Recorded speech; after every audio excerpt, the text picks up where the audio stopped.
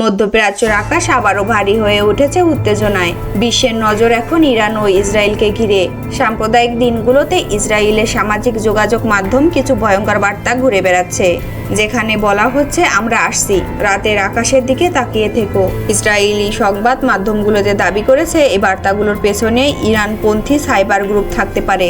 তবে এখন পর্যন্ত ইসরায়েল সরকার বা আন্তর্জাতিক কোনো সংস্থা এই তথ্য নিশ্চিত করেনি। তাই এই মেসেজগুলো সত্যিকারের সামরিক হুমকি নাকি সাইবার প্রোপাগান্ডা তা এখনো স্পষ্ট নয়। ইরান ও ইসরায়েলের মধ্যে সরাসরি যুদ্ধ না হলেও দুই দেশের মধ্যকার বৈরতা বহু বছরের পুরনো। সিরিয়া, লেবানন ও গাজাকে ঘিরে উত্তেজনা আরও গভীর হয়েছে।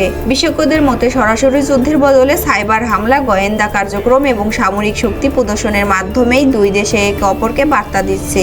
এই প্রেক্ষাপটে ইরানের সাম্প্রতিক সামরিক তৎপরতা বিশ্ব আলোচনার কেন্দ্রবিন্দুতে এসেছে। সাম্প্রতিক সময়ে ইরান তাদের আকাশ প্রতিরক্ষা ব্যবস্থা আরও শক্তিশালী করেছে। ইরান বহু বছর ধরেই দাবি করে আসছে তাদের আকাশ প্রতিরক্ষা ব্যবস্থা যে কোনো শত্রু হামলা প্রতিহত করতে সক্ষম।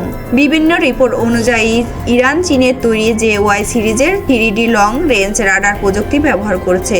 এই ধরনের রাডার দীর্ঘ দূরত্ব থেকে আকাশ উড়ন্ত বস্তু শনাক্ত করতে পারে এবং একসঙ্গে বহু লক্ষ্য ট্যাগ করার ক্ষমতা রাখে। তবে এখানে একটি বিষয় পরিষ্কার, ইরান এই রাডার প্রতিটি শহরে বসিয়েছে বা এগুলো সম্পূর্ণভাবে জ্যাম প্রুফ এমন কোনো নিশ্চিত প্রমাণ নেই। ইরান মূলত গুরুত্বপূর্ণ সামরিক ও কৌশলগত এলাকার এই ধরনের রাডার ও ডিফেন্স সিস্টেম মোতায়েন করেছে। ইরানের সামরিক শক্তির সবচেয়ে বড় অংশ হলো তাদের ব্যালিস্টিক মিসাইল কর্মসূচি। এই কর্মসূচি নিয়ে পশ্চিমা দেশগুলোর উদ্বেগ নতুন নয়।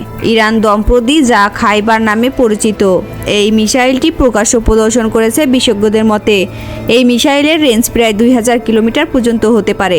ইরান দাবি করে এই মিসাইলের এয়ারহেড শক্তিশালী এবং এটি তাদের প্রতিরক্ষা কৌশলের গুরুত্বপূর্ণ অংশ। তবে আন্তর্জাতিক বিশ্লেষকরা মনে করেন এর গতি, নির্ভুলতা ও প্রতিরোধযোগ্যতা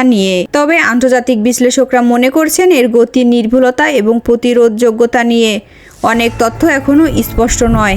খরামসার মিসাইলের পাশাপাশি ইরানের কাছে রয়েছে কাদর 110 নামের ব্যালিস্টিক মিসাইল। এটি শাহাব সিরিজের উন্নত সংস্করণ হিসেবে পরিচিত।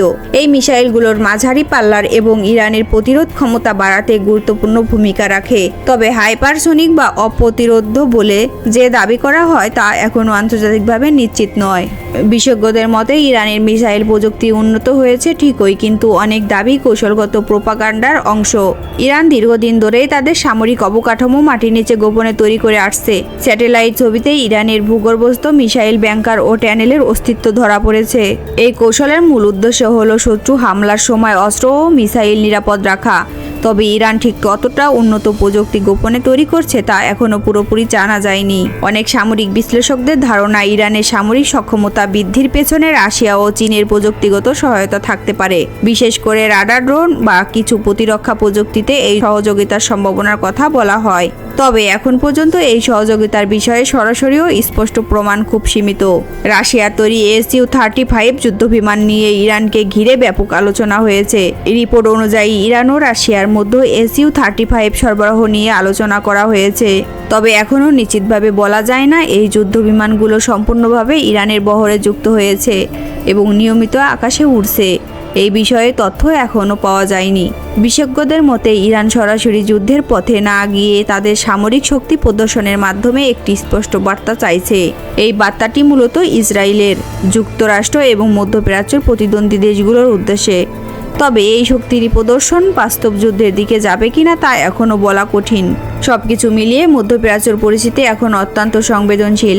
ইরানের সামরিক তৎপরতা যেমন উদ্বেগ বাড়াচ্ছে, তেমনি ইসরায়েলের নিরাপত্তা প্রযুক্তি প্রশ্নের মুখে ফেলছে ভবিষ্যৎ।